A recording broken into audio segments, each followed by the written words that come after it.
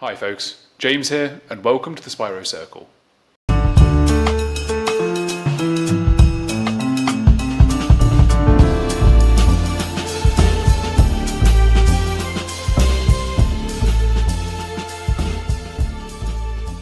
Today's episode is sure to raise a few eyebrows. I'm speaking with Dr. Stephanie Wilson. Dr. Wilson is a PhD in business, an autistic domestic abuse survivor turned award-winning entrepreneur, and the founder of She's in Business, a global not-for-profit business platform that has helped 14,000 women across 85 countries move from welfare to wealth through fully funded, accredited business training. Her work takes aim at the rise of what she calls performative female empowerment. The glossy panels, the hashtags, and the campaigns. They claim progress, but very rarely deliver. UK government data shows women-led businesses have dropped from 19% in 2021 to 15% in 2023. Instead of true innovation, many women are pushed into franchises or survivalist side hustles that function more as jobs than scalable enterprises. Dr. Wilson argues that this performative feminism doesn't just fail women, it actively segregates men and women, fostering false narratives of empowerment while leaving systemic inequalities untouched. Now, if you think that sounds controversial, you should wait until we get into the nitty-gritty of the episode itself. She claims we celebrate women on stage, but don't fund them in practice. With only 2% of global venture capital reaching women, the cost just isn't to the women themselves, but to society, innovation, and GDP growth. In the conversation we have, Dr. Wilson discusses the complexities of this female empowerment and entrepreneurship, highlighting challenges that women face in the business world. She shares her personal journey of overcoming adversity, the systemic issues that led to gender disparities in business. Dr. Wilson also critiques performative empowerment initiatives that fail to address the real needs of women entrepreneurs. And she emphasizes the importance of recognizing women's contributions beyond monetary value. The discussion also touched on survivalist entrepreneurship. That was a term I was unfamiliar with. The need for more holistic solutions and the role that policy and societal change can take in facilitating authentic change. I really hope you enjoy. Dr. Stephanie Wilson, thank you so much for taking the time today. I'm super interested in some of the things that we were speaking about before we clicked record and some of the things that you talk about in your professional life. So one of the things you talk about is the rise of what's called performative female empowerment.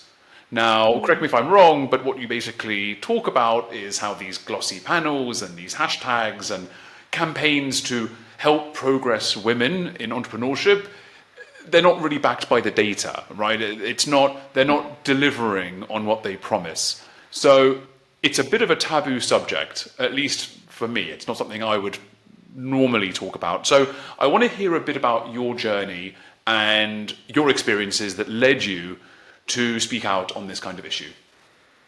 Yeah, absolutely. So I grew up in a addictive household. So as I grew up, my mum was an addict and my stepdad was an addict. So I grew up with that. So I didn't really have education. And then when I then finally went to school, when I went to live with my dad when I was about 11, 12, I was obviously really, really behind. And again, I blamed that on my, not going to school and my lifestyle and things like that. And then as I then got older, got to my main exam GCSE years, I had a bit of an epiphany. My dad said to me, don't worry that you're not going to get the same grades as my stepbrother and the other people in my class, because I can do these college courses and things, that vocational education. And that kind of made me think, well, why can't I do that? And I kind of learned then that I had this skill where I could problem solve, because I was so annoyed with that. I actually started studying the exam papers of GCSEs and learnt the formula for passing the GCSEs. And I realised that at the back of the paper they had these 8-mark questions where it was all on one specific subject, like deep down, and then at the beginning all the easy questions were like 1 mark, and I only had to get a couple of these 8-mark questions. So I learned that like quite early on, and I learned that I had this, you know, innate ability to learn things, and I then really thrived in education. But one of the things that I struggled with is getting a job. At the time, I thought I had mental health issues because of my childhood. I didn't realise it was autism at the time, but I struggled to get to be able to communicate. I struggled with lots of different things like trauma and all sorts of things. And even when I then did get jobs, I had my son, and I got married, and it was just really, really difficult to actually maintain a job and that have that flexibility to be able to manage in that in the job. So I kept within 3 months. I always end up leaving a job, and then I moved on to building my own business. As I during lockdown, I kind of had I was able to work from home, and I really just thrived in that job. But what I started to do is to realise that the women I was doing accounting and law, and the women in those businesses that I was representing, they had very different accounts and struggles to men. So I went into that space, and I started my own business to help women in business with their accounts. And what I actually started to realise is that there was the male-owned businesses that I'd represented had like loans, they had funding, they had all this backing, but the female-owned businesses didn't have that. And there was also in industries like retail, like care, you know, natural feminine kind of roles that we're, you know, naturally coaching, all those kind of roles, food, where there was really low profit margins, and you had to have lots of extended credit to get for like stock and things like that, and they was failing in massive amounts because one crisis would end it for them. You know, one week of their child being ill and they couldn't fulfill an order, and that was it. And they couldn't afford to get staff in to manage that. You know, they couldn't afford to scale. And then as I looked more and more into these businesses, what I realized is there was a common denominator between all these women. Every single one of them at this time, every single one of them started their business because they had no choice, because they'd lost their job because of childcare, because of care responsibilities, because of sexual discrimination, like all these different issues, they had lost their jobs. And I started to kind of say, right, what we need to do to future-proof your business is to get a loan so you can get staff in, so you can fulfill more orders. And when, even though they had, you know, the same credit as the men, as they had all these different things, they couldn't even get startup loans. They was not getting backed for venture capital. And I'm like, well, I'm doing the same things as I would do for a man. What's going on here?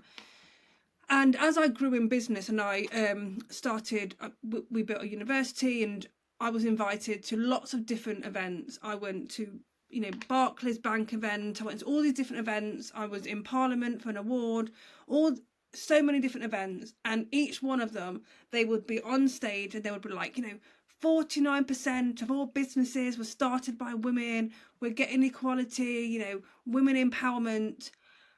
And I was like, well, yeah, that might be true, but these women are starting businesses to create themselves a job. They're not actually building businesses. And the thing that kind of got me is when they started saying, you know, bringing all this diversity, you know, creating all these jobs. Women are not creating jobs in the economy. Women are not creating businesses that scale. You know, out of those 49% of businesses that were built by women in the last couple of years, that over 80% of all the income came from male-owned businesses. And out of those businesses that were big enough to employ staff, it was something like 87% were male-owned businesses. So in reality, we're picking statistics out that match these narratives. And then out of these banks that are doing these big events, and the government and things like that, when they leave, those women that are there, that they are empowering and having photos taken with, they never hear from them again. You know, that's it, they never hear from them again. And it's not about men versus women. It's the fact is that we understand that women's role in the economy is not necessarily completely monetary. women do the majority of the free labour, and that free labour is what props up the economy. If women were paid for that free labour, there wouldn't be enough money in the economy to pay those women for that free labour, so the economy would collapse. But if women also stopped doing that free labour, communities would collapse, there would be, poverty, there would be all these different things, and the economy would still collapse. So without women, the economy would collapse. So what I then started to realise is that, yes, women are creating businesses out of survival, but then when you look at it, on the other hand, we've got other countries, more like Nordic countries, like Sweden and Denmark, or, the countries where they really promote economic equality for women. So they have a lot more women that are employed. They have all the childcare schemes. They are far ahead of economic equality than other countries. But actually, now that's been running for a couple of years, when you actually look at the statistics there now, those women that are are working and propping up the economy and making money, they also have a massive increase in stress-related illnesses. So there's a lot more women now in those countries that have stress-related illnesses like fibromyalgia, like arthritis, like depression, burnout, because their bodies can't cope with that intense labour. But they also, their normal jobs of mothering, caring, homemaker, wife, they don't stop. So all that's happened is they've now got a double burden. So it's not stopped. And what it made me realise is, actually, as I'm kind of, as I've grew as an entrepreneur, as I grew as a leader in this space, and I've built this university, I've realised the answer isn't as simple as, let's give women all this money, let's do, blanket equality, because it clearly doesn't work like that. And the reality is, the economy, by just measuring it in GDP and just measuring it in the monetary value of what each contribute, it's not real. We will never get the real facts. So when we talk about women having a seat at the table, the economy there's no seat there for us to be at, because the value of women in the economy is not measured in money. It's measured in the free labour, it's measured in keeping communities together, it's measured in raising children.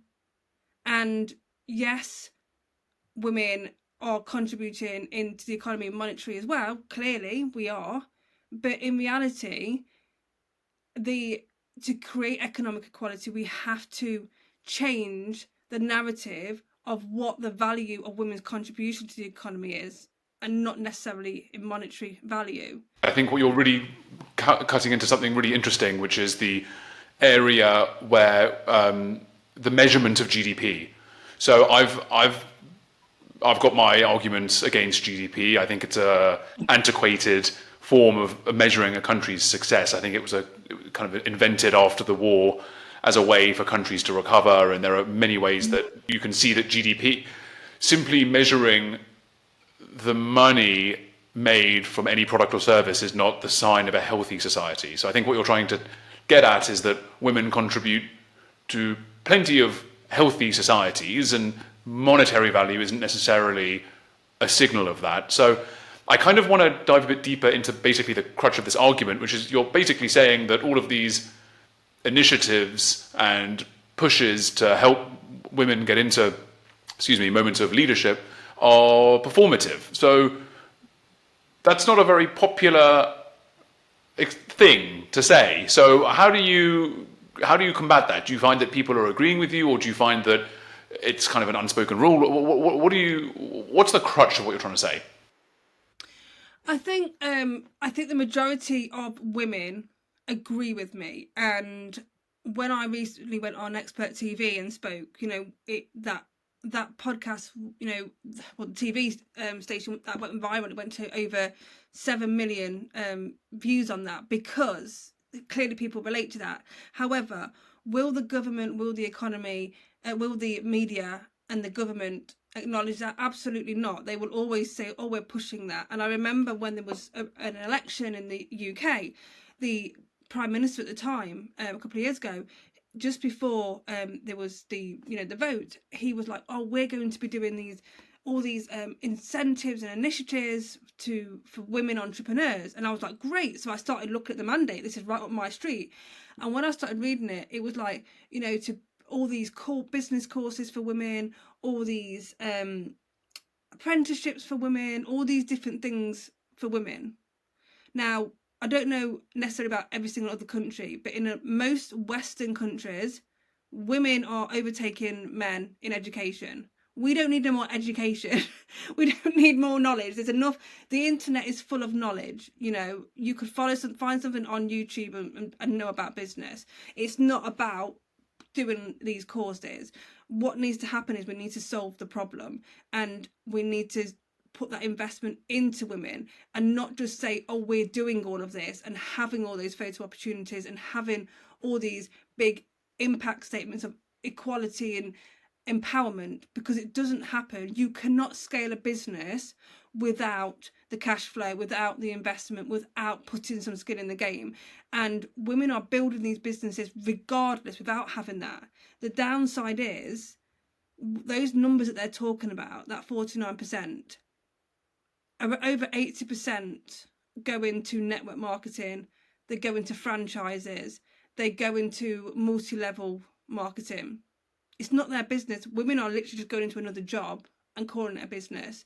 They're being forced to do that regardless. Yeah, well, I want to touch on something that you mentioned at the start of this, and one of the terms that, I'm not sure if you used it in speaking just now, but it's in my notes here. You said that women go into businesses usually because they have to, and the expression here is survivalist entrepreneurship.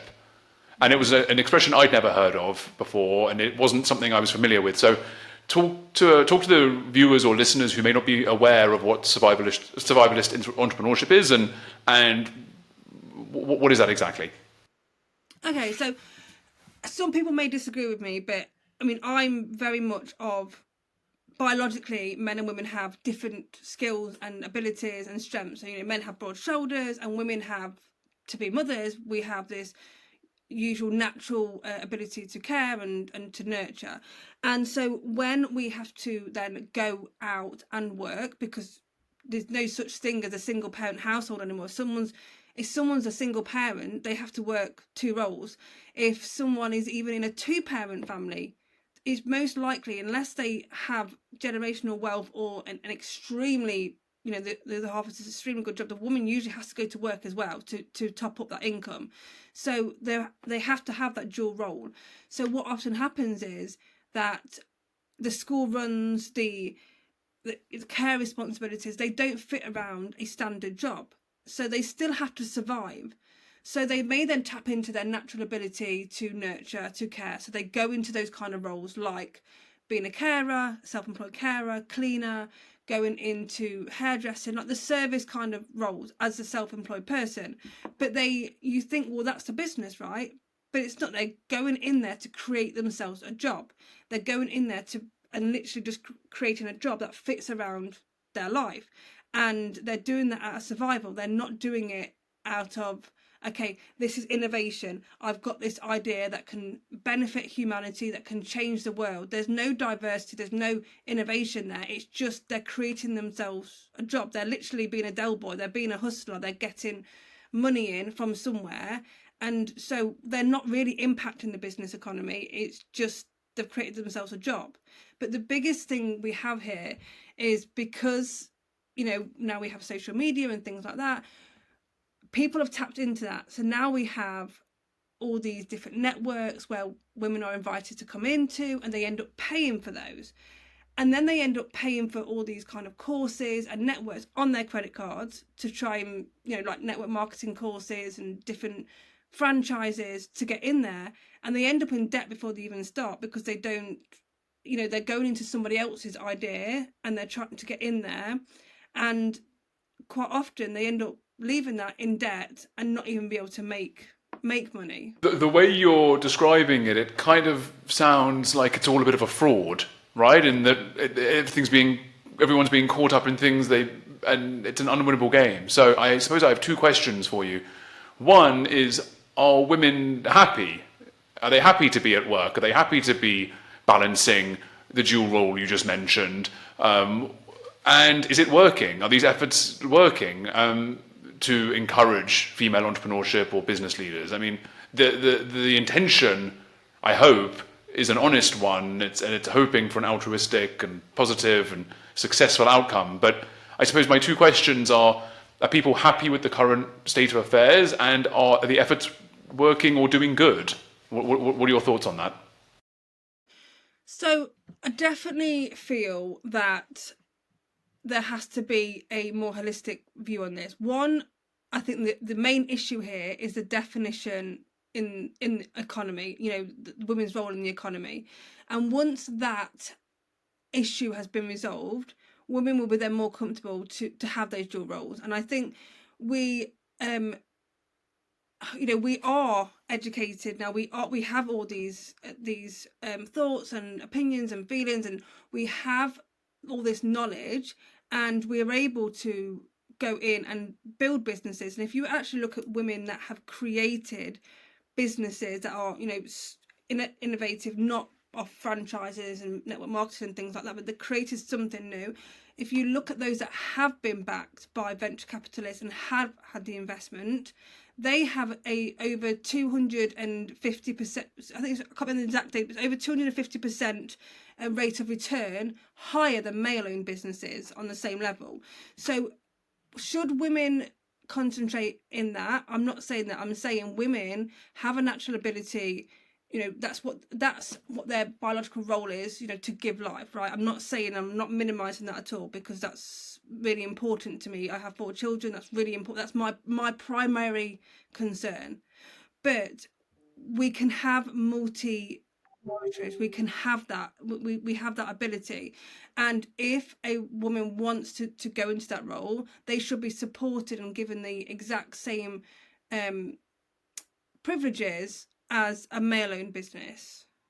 There are going to be a bunch of women who listen to what you say that probably take offense to what you've just said. They probably think that they don't see themselves as just a primary caregiver to children, or they don't want to think that their own success is somewhat invalidated or justified or excused away. So what do you think those women think about what you're saying, and what would you say to those women?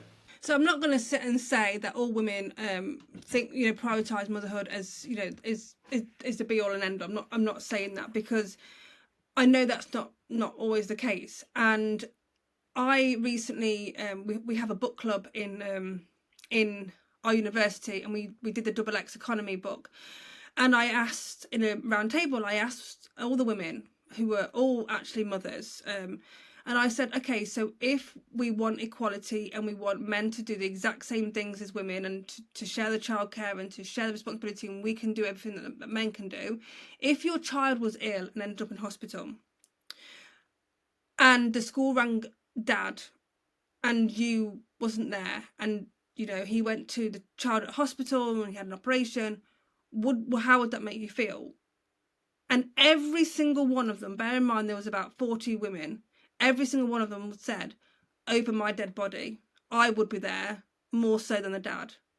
So if that is the case, and like I said, that was just one group of women, and these are all in the university, they're all quite, equality, and that's they're very forward-thinking women. They all are building their own businesses. They're all leaders.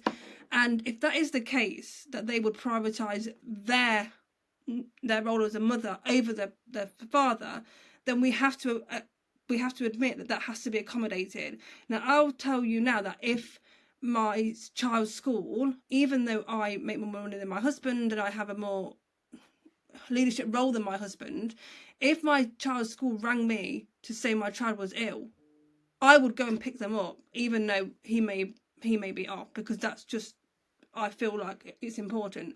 So it's different for different people. However, I also think it's not as simple as to say that I think we need to have the same opportunities, but we also need to have a holistic approach to that, because it's not if you asked me this question a year and a half ago, I would literally have been, men are the problem, we don't have the same thing. If I just looked at those statistics, but then when I've had these conversations with women, it's not as simple as that. And I think the reality is, from everything that I've researched, and because I'm autistic, I need the answer to this question. I literally need the answer.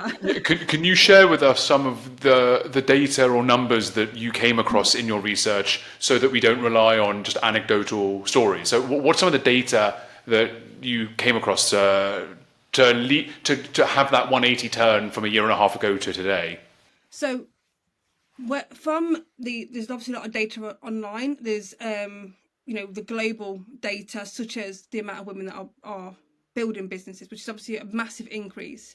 And I've also obviously spoken about the fact that the majority of those businesses that are started by women are in the natural nurturing roles and the natural roles that women go in biologically, like the care, like retail, like food. However, moving past that, they also go into that nurturing community-based roles when they start their businesses as well. So they go into network marketing, they go into multi-level marketing, they go into franchises, and it's that community, because that's Avon ladies, things like that historically. But then as you then go past the statistics and past what actually the data is showing you that they're going in, the roles they're going into, you also can then go and then speak into these focus groups and ask them those challenging questions, instead of just the empowerment kind of speaks and feel good statements. When you actually ask women those questions, well, what would you choose? What would you, in that, would you be happy for that to happen? They give a different answer. So I think the reality is, when you also meet women that have that strong ethos, work is important, career is important, business is important, those same women will also get to their 40s and 50s and feel it is their responsibility to care for their dying parents, or their ill child, or their ill husband. Whereas they will literally feel that is their responsibility, even though they believe in equality. Why can't their husband do that? Why can't they generally believe in equality, but that the inner thing of them just says, this is my responsibility. And that's clearly shown in the data, because otherwise, why is over 70% of all care responsibilities and free labour done by women? Yeah. It's interesting, because what you're basically highlighting is that there just are inherent differences between men and women, and how they respond to things and how they react to things, which for about 5 or 10 years, I don't know why, but society tried to convince everyone that that wasn't the case. But anyone who's a parent of a young child can identify there are just such differences between young boys and young girls, and just characters and personalities, and there's inherent biological traits. So what can men or policymakers or institutions do to improve all of this? Because it seems like people are facing uncomfortable truths, and they are trying to balance kind of everything that's around them. What can everyone outside of that ecosystem do to help this? I think this image of segregation, where there is this dominant female empowerment and feminism, it encourages diversion straight away. Rather than equality, that's what it does. And you can't have equality in this current system, the way it's currently set up. You can't say, oh, we can bring women and have them a seat at the table. There's no seat. There isn't any of that. But by keep pushing that narrative and having this, empowerment strategies and this feminism and all this push by everyone, it makes women look like they're weak. It makes them vulnerable. They need saving, which is pushing into that narrative anyway. But two, by presenting women's success as exceptional, which is what the media do. With me, they always say the word glass. I'm breaking glass ceilings. No, I'm not breaking glass. I'm just doing what skills that I've been given to do. It's not I'm not doing anything different to what a man would do. So by marking my success as exceptional, women as success is exceptional rather than the norm, it alienates men. It alienates our male allies, and it undermines that solidarity, and it puts that pit against things, which it doesn't. It fosters resentment and not reform. And in reality, it then takes away the key issue here. The key issue here, we are the system in place for the economy right now, for women to have financial independence and for men to be able to provide, or for whatever to happen, it has to change. So I'll give you an example of this. Right now, if a woman wanted to work part-time and raise her children, and a man wanted to go to work, okay, so say that, that's what, like that. In reality, a woman would always be at a disadvantage because Why? doing that. So carry on. No, I was going to say why. Why are they always going to be at a disadvantage? Okay, so if a man has that ability to go to work full time because they don't have the burden of the having days off for children, being sick and things like that, they also get the privilege of the benefits of having a pension, being paid in full, having that money, having a credit, having financial credit to be able to buy things. So when women, say there's a separation, say they get divorced, men still have that safety net when they're older because they've had the ability to be able to thrive and build a career based off that woman's free labour. But the women live longer than men, it's a proven fact, doesn't have a pension, doesn't have that ability. So even if a man dies before a woman, they don't have that security. So the economy, the way it works right now, always will put women in a vulnerable position. Even if me right now, I earn a lot more than my husband, but when I go on maternity leave, I don't have a pension. When when my children are sick, again, I don't earn money. So all these different things, there will always be an issue until the governments in all the world, all around the world, says, right, okay, if you are a family and a woman is doing this, or a man's doing it, whatever it is, someone's being able to work full time and earn this money and have a pension and be part of these schemes and have their national insurance paid and things like that, that also has to contribute towards the other person who's allowing that to happen. So I believe that they should be, the pension should be for the household, for example. So if you're paid into a pension and, a mother is on maternity leave, so everyone's working, everyone's got, it's all equal.